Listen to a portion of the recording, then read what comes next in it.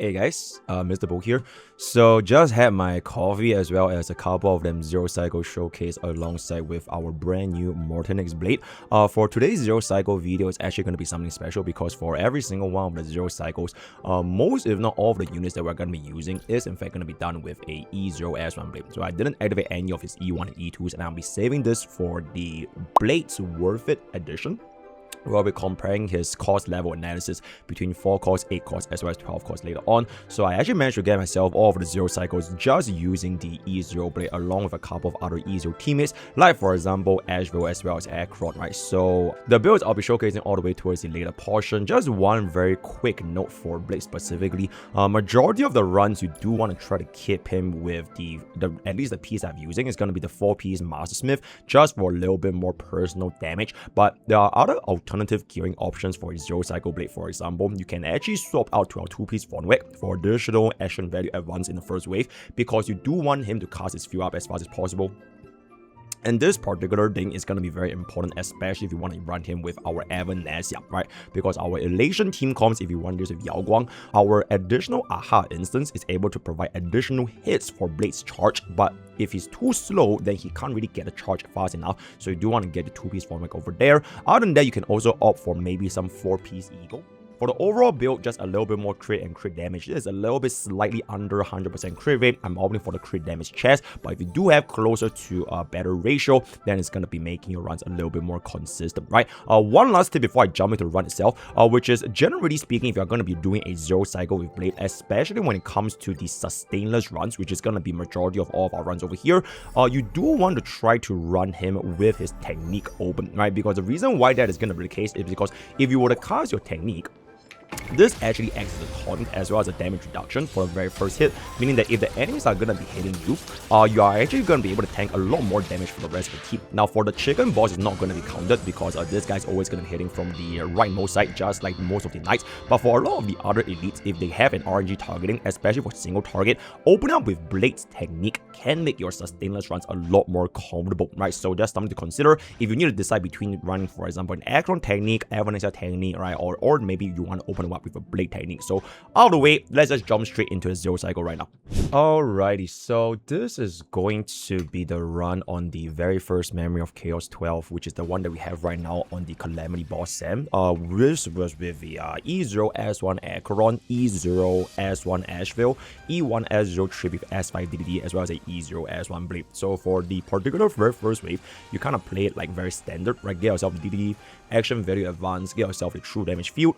For this thing, it's very, very important to note that you ideally kind of want to make sure that this mental rate is going to die so that you don't get into the death stun state and therefore can deal more damage before even wasting your splash damage on the rest of the mobs, right? So from this, get your blade field up obviously so you can get ourselves the additional Baleful Bind.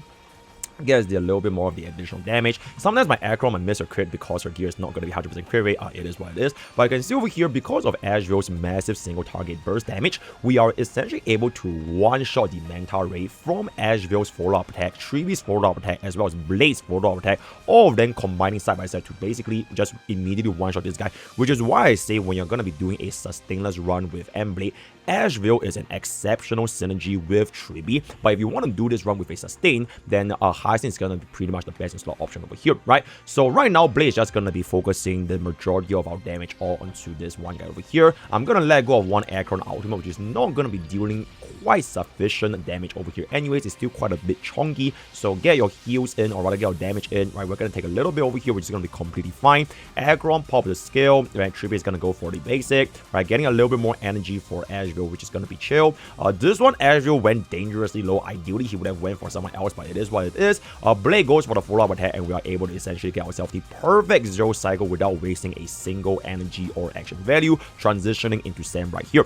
Then for this particular option, you do want to wait for him to select our M-Blade over here, because M-Blade, because the way that his ultimate is going to be functioning, the AoE damage from the ultimate is going to be very, very substantial when you're able to deal out with all of the mobs, right? So Acheron's ultimate damage, remember, it is more so an AoE plus a little bit of the bounce based on the main target, which is a Swarm Sam, which means that she doesn't actually do as much damage to the flying mobs. That is why Blade is going to be a more ideal choice to get rid of the little bugs over here. So we're just going to let go of one Acheron ultimate. Even though we're not going to be able to crit, we are still going to be dealing a decent-ish enough, not that crazy enough of a damage. Getting our Blade to be the one doing 2.4 million. Jumping back in over here, Ashveil is just going to be able to cast our ultimate to refresh our energy as well as stacks, so that later on we can get additional Blade charge for him to deal his enhanced skill, which will deal very, very nicely with the rest of the mobs. You can see over here, this is going to be another 9 out of 9. And then after Tribbie goes in, we are going to be getting very, very close to Blade getting us the maximum energy here once again. You ideally want to try to hold this Acheron ultimate after you get rid of the bugs. So you activate your Blade ultimate. Ideally, this second ultimate should be dealing more than sufficient enough amount of damage to essentially get rid of the bugs over here. I don't think they actually die. Did they have a 1 HP? Okay, they actually do die, so that's actually fantastic. So we are going to be able to take off all of those waves right here with 2 Blade ultimate. That is where you can then pivot back into your Acheron to do the highest possible amount of damage, which is why you can see Blade is a really, really good choice for Calamity Sam to just get rid of the bugs as fast as possible, right? And this point onwards, he doesn't really deal any damage anymore, so I would say this is the pretty much one of, if not the easiest 0 cycles, because the sustained pressure for this team is actually very, very low. Then from here on, just deal a lot more damage. And you see a very satisfying moment you can come over here is Ashveil is going to be able to get ourselves the maximum ultimate energy, and the damage is going to be having a very nice synergy.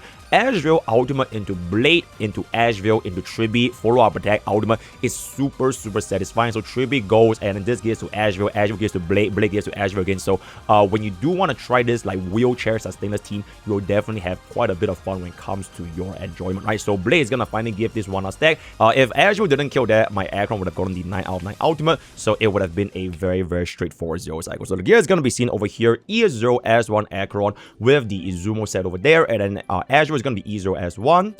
4-piece Grand Duke, and then this is going to be our E1S 5DD Tribbie, and then Blade is going to be running our classic 4+2, alright, E0 S1. Now this is going to be our second 0 cycle here, which is going to be showcasing Evanescia Sustainless, Guang, as well as EMC. Very, very important for this particular MOC is that you do kind of want to get off the E1 Evanescia in order to deal enough damage, because if we are going to be using Mortenax Blade, we don't generate enough punch lines to give us the additional train pom-pom, you know, the little pom-pom thing that comes up with the reduction of the damage. So this damage is going to be able to, you know, brute force a lot more if you are going to be going off with Evanescia. You could also consider maybe getting the E2 Silver Wolf to get a little bit more stack generation with Sparksy, but the team combo going to run here is pretty much just going to be Evanescia, which technically, if you think about it, is the same cost because EMC is a free unit. So it is what it is.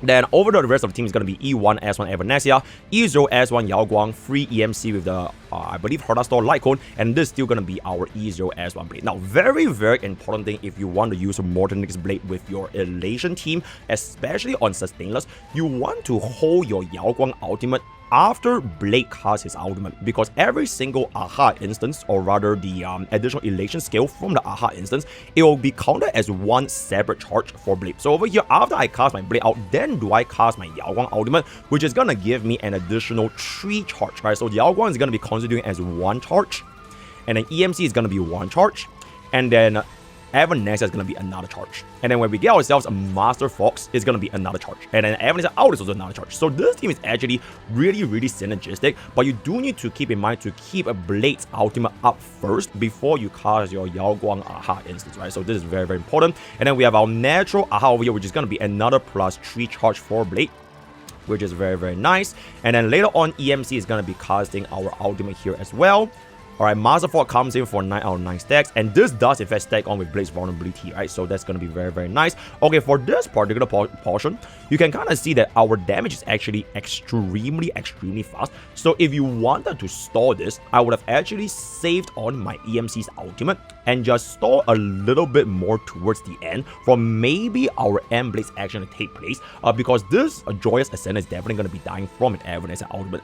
But if you were to stall too much, my only concern with this stage, if we're going to be doing Sustainless, is that Pom-Pom himself does a lot of damage. So you can later on see that we actually proc ourselves the Glow passive, because the amount of damage that Pom-Pom is going to be doing is very, very high, which is why I didn't really want to risk too much of my life on this very first wave, and I kind of just went for it right here. So you can see our Joyce and all of them are going to die.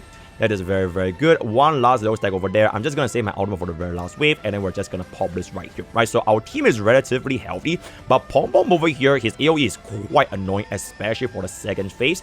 So just take that into a little bit more of a consideration. Okay, for this particular fight, I would just say it's a little bit RNG heavy, because if the little pom-poms do not hit Blade, and they hit, like for example, Evanescia too early, they are most likely going to have reset, because pom-poms AoE damage is going to be very, very painful, because there's not really any other way for you guys to dodge that shit, right? So Evanescia is going to come in, gets us the very first stack. That's going to be 1 out of 2, because we did kill the other 2 pom-poms. We couldn't really hold on to the Evanescia ultimate, because if we didn't kill the pom-pom, we wouldn't get ourselves the punchlines.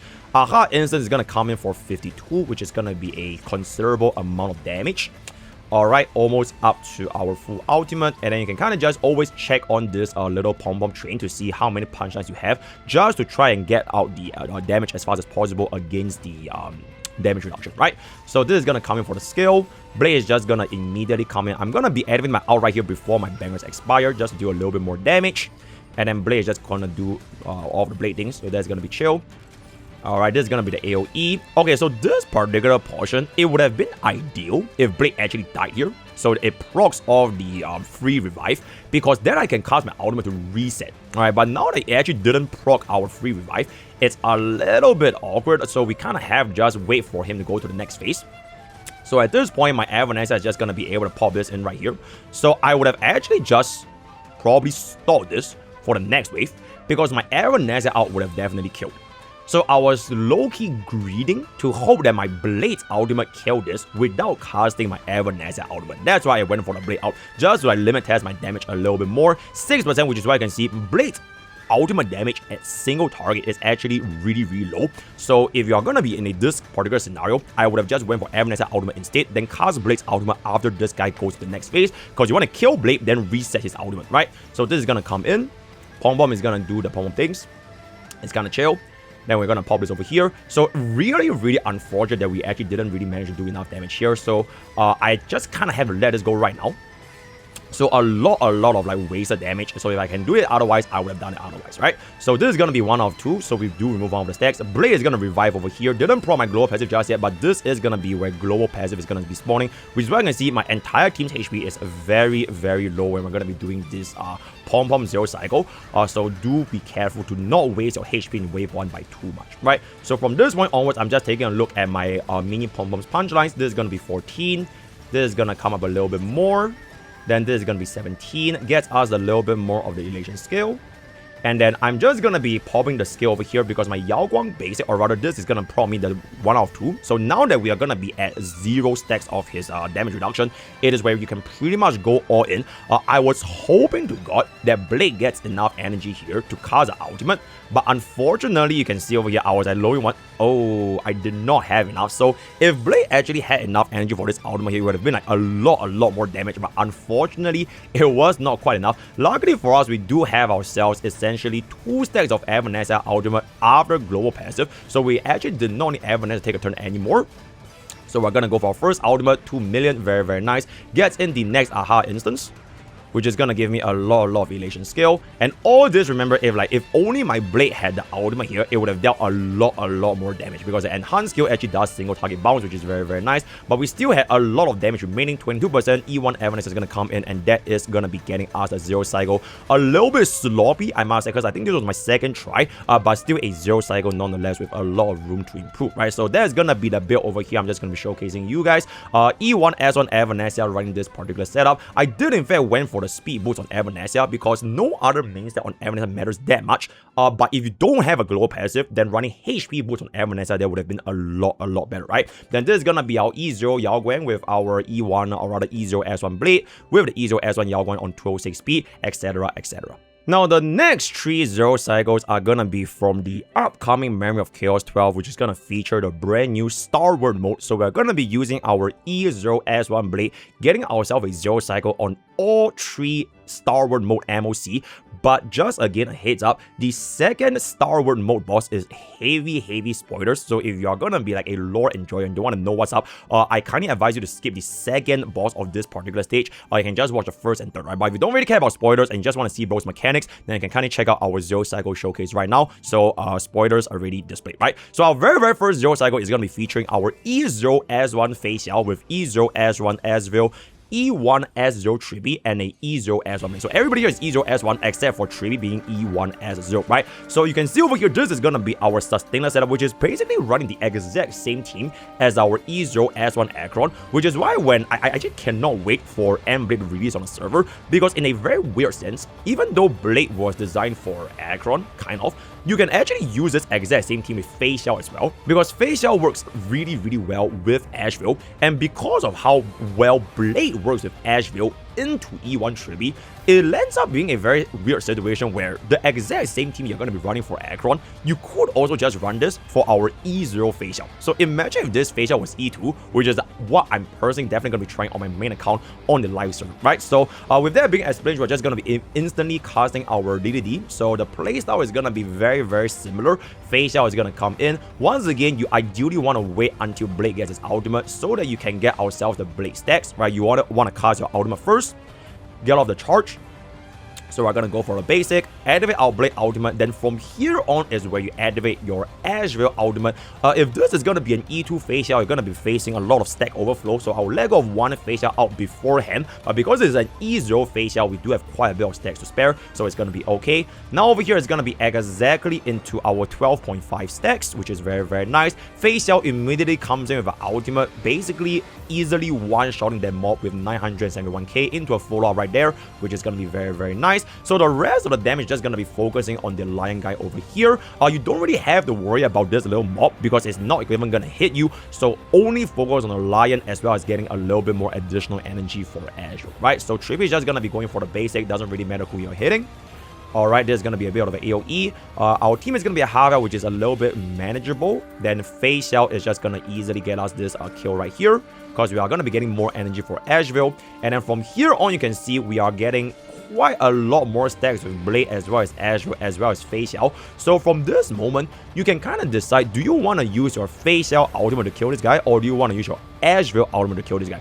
If you have enough energy for Ashveil ultimate, I will use my Ashveil right here, but I think I didn't have enough, so I kind of end up having to use Feixiao. So let me just see what's up over here. Yeah, so I didn't really quite have enough for Ashveil, which is honestly fine, because Ashveil's ultimate gives me a lot of stats for Feixiao anyways. So this hit is going to give me my Ashveil ultimate, immediately jumping into the Flame Weaver. Okay, I kind of just want to pause here real quick. This entire segment is actually super satisfying for my favorite DPS of all time. Okay, I'm a little bit biased here, but number one, we have 0 wind weakness and 0 fire weakness. So the only one on enemy right now is Ashveil. Number two, Feixiao is actually kind of sus against Flame Weaver because he has always this 8 stacks of damage mitigation until he spawns out his clones. So until he actually gets the clones out and you deal with the clones, that is when you can deal with bro's main body without as high of a damage reduction. This is in contrast compared to Nigador, because Nigador, once you kill the spears, is 12.5% of his max HP, which is a lot more manageable for Feixiao. But despite all odds, you can kind of just see how satisfying this damage is going to be. This is without weakness as well as 40% damage reduction from the 8 stacks of his little gimmick, right? So we're going to instantly let go of Ashveil's ultimate right now into a Blade ultimate after this follow-up attack, and then Blade ultimate gives me my Ashveil follow-up as well as giving me Tribbie's energy for her ultimate after I cast my Feixiao ultimate. So Feixiao ultimate goes in, this will give me another Ashveil follow-up attack, which can then proc my Tribbie's follow-up attack, and Tribbie's follow-up attack right here, it pushes my entire team up because of S5 DDT, which means that I essentially completely ignored and bypassed his clone mechanics, dealing all of the single target damage at this point with 40% damage reduction, which honestly is very satisfying. And you can see bro is already gonna be at lower than 50% of his max HP. Blade is just gonna come in one more time, and then this is the point where you kind of want to stop. So you do not want to cast your Blade ultimate here, because Blade ultimate is going to be better against AoE, and there's no way your Blade out is going to be able to deal enough damage from the clones, right? Because this is just going to be single target. So you definitely want to just let go of your Feixiao ultimate right here, and then wait for bro to actually spawn his clones. And you can see at the very last combo, he is going to be at 34 4% of his HP at 40% damage reduction while being off element, which is just really, really satisfying. Blade is gonna come in one more follow-up attack, and then we're gonna let him summon his clones. That is when I pop open my Blade ultimate, so that I can deal as much damage to the clones as possible. Then Ashveil is gonna come in with his ultimate. Essentially, I believe once we kill the clone, we are gonna be able to get ourselves the phase 2 immediately, right? So this is gonna get us a little bit of hit. So 3 clones, definitely more than sufficient to get us a kill.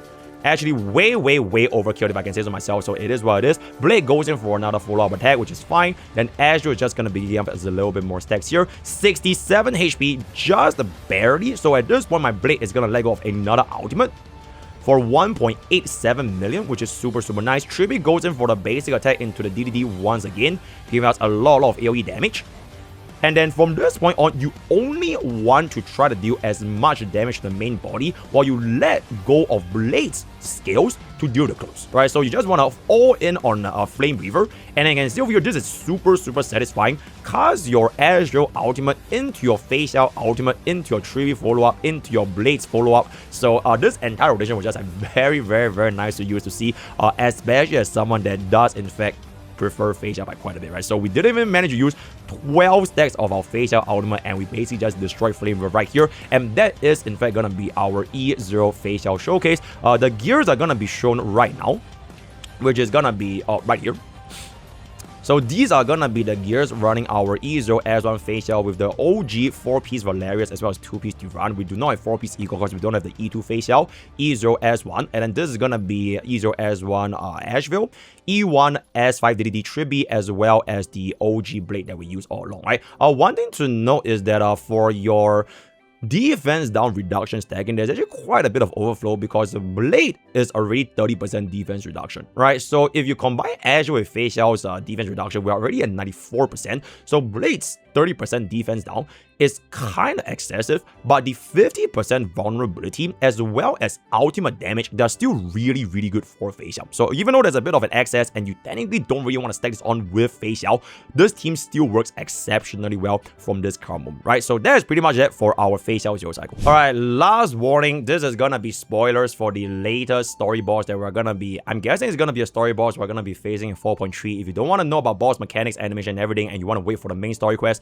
kindly skip through this entire section. But for this particular Zero Cycle, we're going to be featuring yet another team with M-Blade featuring the Hyper Carry Ashveil plus Sunday Tribbie, right? So I would say out of every single team so far that I've tested at E0, this is most likely going to be the highest possible DPS out of the entire team comp. Also, I just really want to just... Oh, look at it.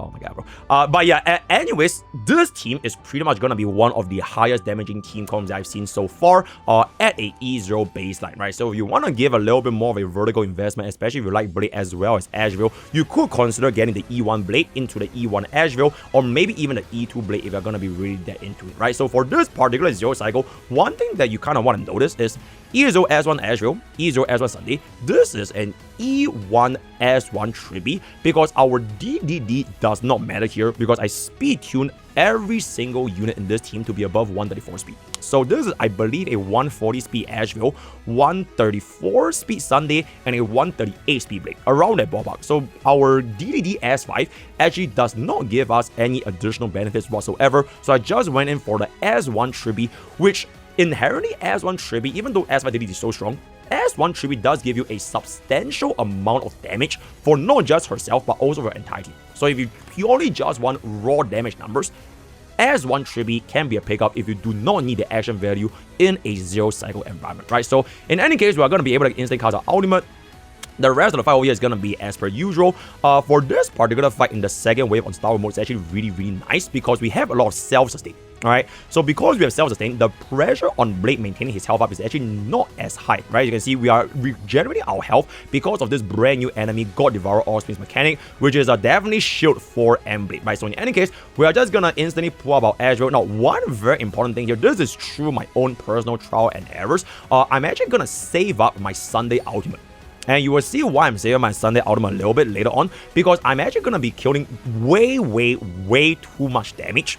So if I were to store my Sunday ultimate, I can give a little bit more energy to the rest of my team before going up against Himiko, right? So this is gonna be all intentional. So we're just gonna be saving up all of our damage. And then our Blade is just going to be doing normal Blade things, and Ashveil is going to be doing a follow-up attack. And you can see Bro's health is already less than 25%, even without Sunday's ultimate. So this was purely just from a Zero Cycle perspective. Take a little bit of it, and also another reason why you want to put your team in this setup over here, this is the perfect illustration on how do you do Blade as a quote-unquote sustain, by leaving him all the way at the corner of your team, so all the way at the end of the right side, and then putting a Tribbie next to Blade. Both of them have exceptionally high health. So your squishier units like your 2.4k HP Ashveil is gonna be not really guaranteed, but a lower likelihood of getting hit by these kind of like AoE damage or getting hit, right? So this is just purely intentional. Then Ashveil is just gonna be going for the skill right here. And then unfortunately, I believe we actually kill. If I could rewind this a little bit, I would have actually just went for the basic into a Blade basic just to get a little bit more charge. But it is what it is. But this second part is super satisfying. So I'm actually quite proud of this. Immediately when we enter into Himiko, instantly cast your Sunday ultimate. So this is gonna give my Ashveil his energy. Tribbie follow-up is gonna enter, and because we do have the S1 Tribbie for that little bit more energy, I can cast my ultimate right here. And this ultimate gives my Ashveil his ultimate. And after Ashveil gets his ultimate, it gives my Blade his charge. And after Blade gets his charge, I get my Blade ultimate. So this is strictly from 100 to 0. Tribbie goes in, gets my Ashveil. Ashveil casts his ultimate. Blade becomes 9 out of 9. I mean, technically 10 out of 9 because my Tribbie is going to follow up attack. Alright, so that's going to be 11 out of 9. Then Ashveil is going to be 12 out of 9. Then Blade is going to come in. And then he is going to get his own ultimate. So you can see I literally went Himiko from 100% HP all the way down to 1%, except Blade's ultimate also gives me a Tribbie follow-up attack. So this perfectly took down Himiko from 100% HP at phase 1 all the way to 0 in a single combo. So I was like, oh my god, bro, this team was so satisfying to use. I was just like, oh my goodness. So now we basically instantly got ourselves to phase 2, and then she's gonna slam in on Creator Express. So holy spoiler, so it is what it is. Get ourselves the Silver Glow passive. One thing to keep, I kind of want to talk about this a little bit over here. When you do get procced with the Himiko Creator Express trait, right, there's no way to actually dodge this crowd control. So the way that this crowd control works, it can't be cleansed. You have to spend skill points to gamble. So if you were lucky, you just need to spend 1 skill point and you instantly cleanse yourself from the debuff. But if you're unlucky, you might need to spend up to 3 skill points. So this is purely just RNG. If you got a very bad run, because you couldn't 100 to 0 her very first phase, then you need to gamble a little bit, right? So just for consideration, we do have our very first glow passive activating, so we can just kind of ignore that. And then bro is going to summon 2 of the clowns over here. So this is just going to be RNG. Ideally, they always hit the Blade, but if they didn't hit Blade, then it is what it is. It's going to be fine.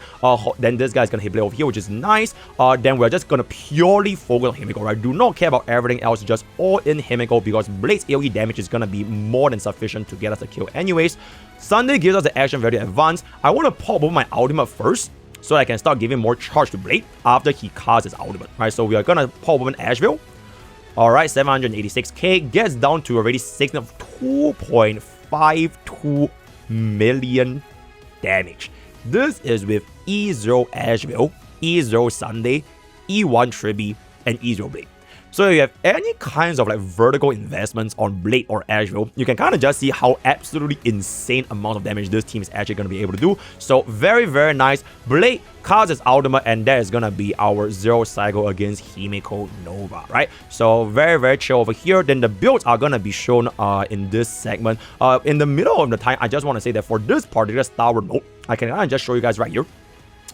It definitely shifts towards Ashveil Blade because you do get ultimate and follow-up damage increase by 50%, right? So if you think you're going to be dealing 2.5 million damage after this buff, I'm sorry to say this is probably not going to be happening, but just for this particular MOC, it is very satisfying if you're going to be an Ashveil and Blade main, right? But in any case, back into the actual gear showcase, this is going to be our E0 S1 Ashveil, right? 144 speed, so we speed tuned before our Sunday. Then Sunday is going to be E0 S1 134, classic Sunday with Luke Shaka. Tribbie at E1 S1 because I don't need a DDD, and then this is going to be our classic 136 speed Blade, right? So that is pretty much it for our Himeko Zero Cycle. Then I have one last Zero Cycle to show you guys, and that is going to be, I would say, the most difficult Zero Cycle so far. Evanescia Guang EMC Blade against Sparksicle. Generally speaking, you just don't really want to play this team into Sparksicle anyways, because the sustained pressure on this team is very, very high, right? And if you were to, the biggest problem with this team is essentially the mobs and the boss doesn't give you any healing mechanics for Blade to self-sustain. So the other enemies that I fought so far, they always have this like corrosion or like the god devouring and the clown guy. You can heal back your HP without a HP sustain. And because Blade has an innate 50% healing increase, his sustain is actually very, very fine against those environments. But for this particular fight in Starward Boss Mode 3, you have no sources of additional healing, meaning whatever HP you get on Blade is whatever HP you see, right? So there are some times where you kind of forced to not cast Blade's ultimate, hoping that he either dies or he just uses the ultimate to refresh his state. Right, so a very, very annoying stage. So I would say definitely a lot more annoying. Get yourself hearty laughter with our E1 Evanescia. Team is gonna be the exact same team I used for our Pom Pom showcase. So that's going to be our E1 Evanescia Sustainless. For the very first wave, you are just going to play this as it is. Right, another thing, same tip as I just provided you guys just now. You want to save your Aha instance after Blade casts his ultimate so that you can get yourself the additional charge stacks when Guang casts her ultimate right here, right? So now we're going to pop on our ultimate. Damage is actually very, very tight because this wave is pretty chunky, especially the chicken guy. The other guy is not going to be too big of an issue because he is going to eventually die by himself, so it's quite chill. Gets this thing over there. Alright, and then this guy is going to hit. Gets us a little bit of a energy, which is fine over here. EMC is going to come back for Guang, and then Guang is going to cast a Elation skill, pop on the ultimate, so this part is going to be very, very straightforward, right? So this slams back in, we are going to be getting ourselves a, I believe, 41 punchline Aha instance in just a second. Blade gets his first follow-up attack, alright, so this is going to be 38 into our EMCs plus 3, so that is going to be 41 right here, and then we are going to be getting our Elation skill, instantly taking us our very first wave. If you could slow down this damage a little bit more, I would just save my ultimate. But if you cannot slow it down, then you kind of just have to go into the next wave, right? The good thing is that we technically did save our Evanescia's second ultimate, so it's not that bad. But if you could have stored this a little bit longer, I would have definitely stored it a little bit longer, right? By saving our EMC ultimate, we could have maybe saved a little bit more damage. So we are going to come back in, cast our skill first. Alright, so you can get ourselves the Master Fox, dispel their states, which is going to be very, very nice. Gets us the Elation skill. I'm going to be using my Guang basic to get ourselves a little bit more rest. Same thing for EMC, getting us a little bit more rest. And then this attack is going to give my Blade another additional skill, which is going to give us even more rest right here, right? Okay, I would have ideally actually waited a little bit longer just so we can get more rest down. But because they were already at 32% HP, my ultimate would have killed them anyways. So the rest didn't really matter that much, right? So this is going to be able to instantly get us out of the face of Subfield. Blade goes for the AoE attack, and then Evan is going to come in, and then we're going to be getting another Aha instance right here, 2.7 million, very, very nice. Aha instance pops this over here, gets us a little bit more additional damage in charge for Blade. Very, very good. And then Blade is just going to cast his ultimate to do as much damage as possible. And then after this ultimate goes in, you can see that even if our Blade were to die, we are still going to be able to get quite a bit of energy because we have the additional charge from our Aha instance. So my Blade's energy is not going to be that low anyways, right? So this is going to be coming out to another follow-up attack. Very, very nice, getting us to 3 out of 9. And then this is going to cause a phase change. And then we're just going to hold off all of our damage. Alright, Blade is going to revive here, which is going to be completely fine. And he's always going to be at 120 out of 160 energy. So that is going to be okay. And then she is going to take Evanescia into the subfield. And then we're just going to be doing our Evanescia things. Alright, dispel the field, and then we're gonna start stacking on our rest pen. Alright, gets us the additional ultimate stack. Very, very good. And then this is gonna cast an AoE, which is gonna be barely just enough, which is gonna be quite chill. Guang has to cast an ultimate here. Okay, for this instance, you need to cast Evanescia's ultimate, because if you don't cast Evanescia's ultimate, these two goons are not gonna get Witness broken, and they're actually gonna kill Evanescia. So you have to cast this right now. Cast your Witness break on both of them. Alright, very, very good. Knock them down, and then we are going to be able to get our EMC's skill. Gets us a little bit more rest and damage reduction. Then gets us another Elation skill on Evanescia, which gives us a follow-up attack, which also gives me the Master Fox, which then gives me the ultimate energy. Blade is going to come in, and then this one final ultimate should be more than sufficient to one-shot the Sparksicle, because it's just going to be single target.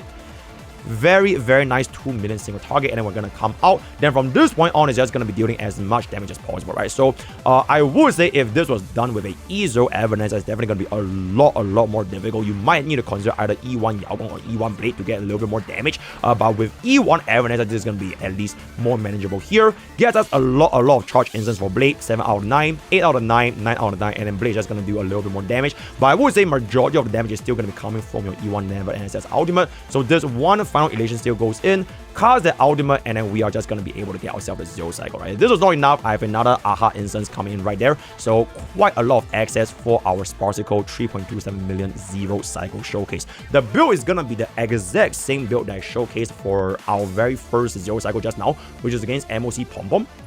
So E0 S1 Evanescia, E1 S0 Yao going 206 speed on Von Weg. This is gonna be EMC, right? E0 E6 S5, and then Blade is gonna be doing the Blade, right? Okay, one small thing before I end on this entire video. Like I said just now, Blade running our Von Weg here is what allowed me to get us the Blade ultimate earlier, so that I can cast my Aha instance after Blade casts his ultimate, right? So this is strictly just only for Elation Team Sustainers. If you're gonna be running this other than Elation, you don't really need to worry about it that much. But for Aha instances, because it does give a lot of charge for Blade, I would recommend running 2-piece Von Weg just for the energy regeneration as well as the charge number for Blade's enhanced skill, right? Alright, with that, we've pretty much come to the end of our Mortenax Blade 0 cycle, Penta 0 cycle showcase, full ES0 against every single possible Mermaid of Chaos in this rotation as well as the next rotation with Starward mode. My next video content, I'm just gonna be finally activating Bro's Islands because I want to do my cost analysis for 4 costs, 8 costs, and 12 costs and Blade. And then the very last video, if I have enough time, we're definitely gonna be talking about Himeko's boss mechanics right here, which I'm very interested and delighted to show you guys how this boss actually works, because I think her ability is very cinema, right? So word of the day is going to be wheelchair DPS. Join Twitch, join Discord, use code POKE, your terms of gamer subs. All the best for your gacha pools, and I'll see you guys next time. Thank you.